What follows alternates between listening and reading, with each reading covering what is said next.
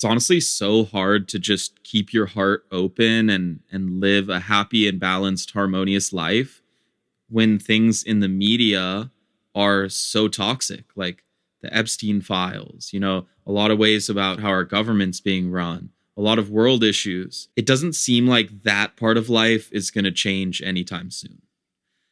I would love it just as much as the next person if somehow the people came together and like figured out a way around all these problems and famine and war and disease and all this kind of stuff. But it's not really realistic if I depend being happy on those things, because those things are kind of just how life has been. I would say if you looked at the average life of a Earth person, a human being on Earth in 2026, compared to any different time period, the average life of a human is significantly better. I think so. I think there's less crime every year. There's more luxury for the average person. There's more technology. There's more medical advancements. And so when you look at things in that way, things are just slowly getting better over time. Although some things will get a lot worse. And as a spiritual person, how do you deal with this? Because if your heart's open and you're feeling the energy of what's going on and the energy of what everyone's experiencing, it is overwhelming, to say the least. It's debilitating sometimes. And it's a lot. It almost made me halt on my purpose and slow down. And so I wanted to make this video to kind of explain how I live a really happy life and how I feel extremely balanced and in harmony. But I also don't close my heart to the pain of the world. I feel through the disgustingness and the criminalness and the shame surrounding all the Epstein stuff. Like I really feel through it all. And I feel through stuff that would knock some people out. And how am I able to do that and not let it get to me, not let it drain me, not let it stress me out to a degree that it gets in the way? The reason is because I take care of myself really, really well. So my subconscious trusts myself that I'm going to take care of myself so I relax. A lot of people, they're in fight or flight all the time because they don't trust themselves. They think if they just let loose and let themselves do whatever they felt, that they would ruin their life. So they constantly have to be on guard against themselves. The way that I'm able to function is because I allow myself to feel through everything and I allow myself to think through everything. And when I go against myself, I reconcile with myself. This is something that almost might seem silly to some people, but if you break a promise to yourself, it's equally as trust-breaking as breaking a promise with another person. The only difference is we're so used to breaking promises with ourselves that we don't even notice that it's that much of a problem. But if you really listen to yourself, like ask yourself right now, are there any promises I've broken with myself that I'm upset about? And then feel.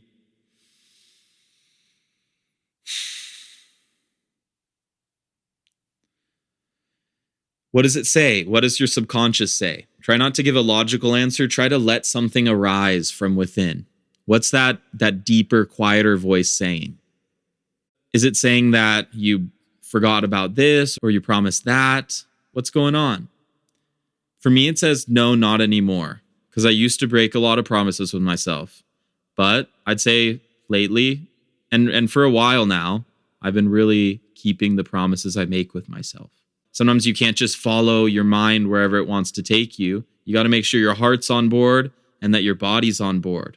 And you got to make sure that these other aspects of your subconscious are at least compromising and willing to partake in the path that you're on.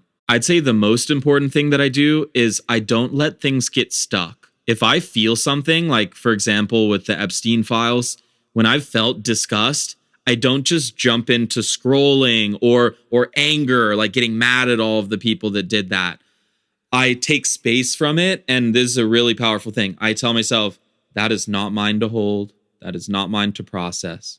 So sometimes you might feel, oh yeah, a part of this is mine to deal with, but not all of it. And as an empath, probably 90% of what you feel emotionally is not yours to process. And if you're a highly sensitive person or an empath or whatever you want to call it, if you're a more awakened being that has a higher sensitivity to other people's emotions and energy in general, then you'll probably have this same exact experience, which is 90% roughly of what you feel doesn't belong to you. And that's because for an empath or a highly sensitive person, their emotional sphere is much more of a sensory organ rather than a expression of themselves. Once you learn this, it gets so much easier because you stop associating these stories with your feelings. Because when you feel a bunch of anxiety and fear that belongs to the world or to other people, you don't instantly start thinking fear. You feel the fear, but you think rationally and grounded. And you don't think fearfully. You just go, I'm sensing fear. And you ask yourself, is this mine? No, I'm just feeling it. And you have to understand that you're feeling it. And that doesn't mean anything about what you think about things.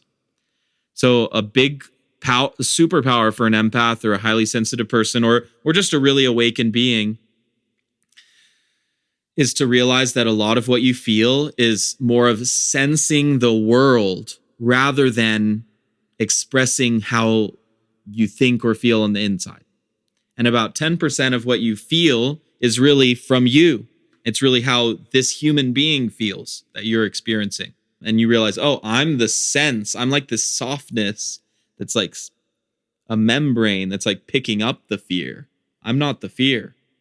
But it's such a soft membrane that I almost could say that I am the fear because I'm so close to it.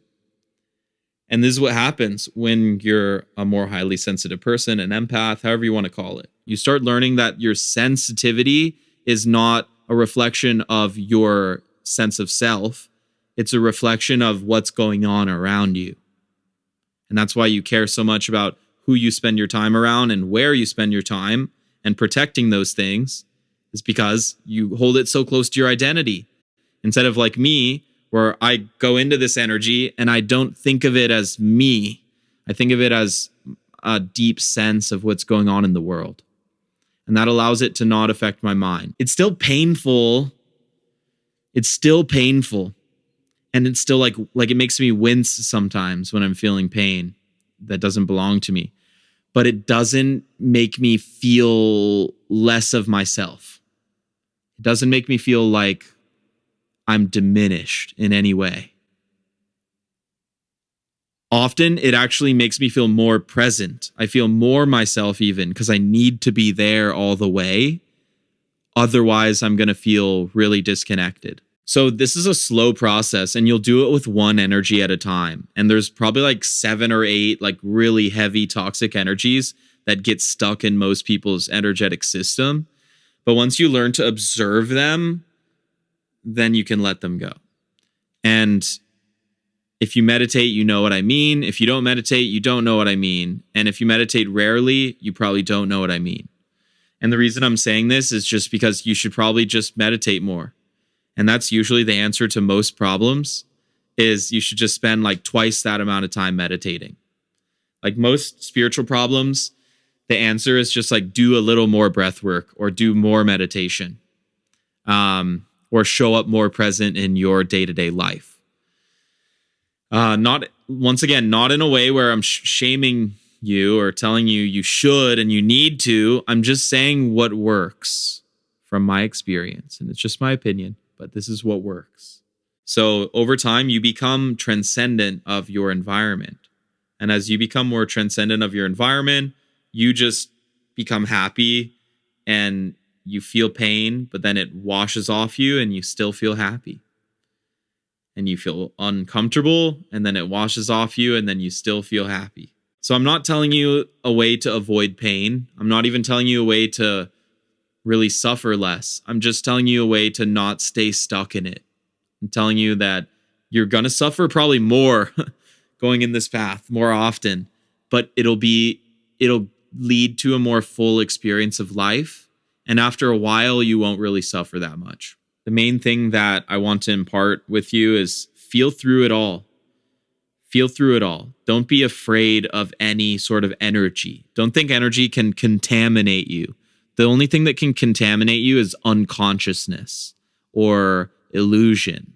But energy is just energy, and bad energy flows out just as fast as it came in, as long as you don't get attached to it. So just stay present, stay vigilant, stay aware, learn how to let go and be present when you're feeling really intense energies, and learn what is yours versus what belongs to the world. Because if you're a very sensitive person, then I would estimate about 90% of what you feel, especially if you're out in public or like looking at social media, 90% of what you feel belongs to other people and is not yours to process. And it's not even really yours to look at all.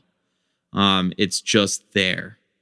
And it's up to you to refocus your awareness on what is yours to process, and refocus your awareness on the things you are grateful for in your life, and refocus your awareness on all the beauty and love and divine energy that's already in your life, instead of staying stuck in other people's nonsense. So thank you so much for watching. Keep feeling. I'm not telling you to stop feeling. Feel it all. Feel it all. I love you. Peace. And I'll see you next time.